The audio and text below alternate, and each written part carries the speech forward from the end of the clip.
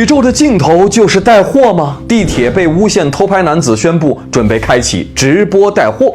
果然视频的消息，成都地铁被诬陷偷拍案当事人何先生在社交平台发布视频，宣布将开启直播带货。何先生表示，他前几天在群里跟大家讨论了关于直播带货的问题，很多兄弟也支持他迈出这一步。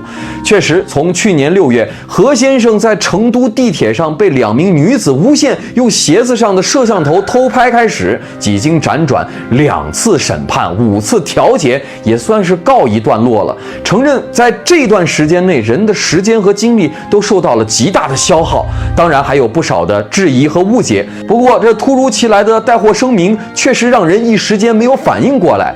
这一决定不仅反映了何先生的个人选择和生活状态，更揭示了当今社会中对于流量和正义的复杂关系。网友们的反应是褒贬不一，有的人认为他被资本侵蚀，屈服于金钱的诱惑，而另一部分人则表示理解和支持，认为经过这段时间的折腾，何先生需要一种生存方式，这无可厚非。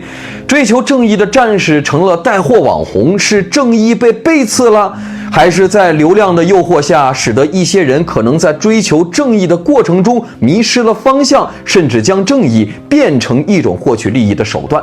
不过现实下谁能不低头？理性和宽容一点吧，买不买的权利在你。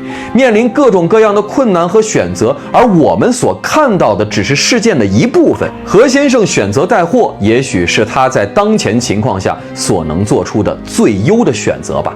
您会支持何先生吗？关注俊业，带您了解更多热点。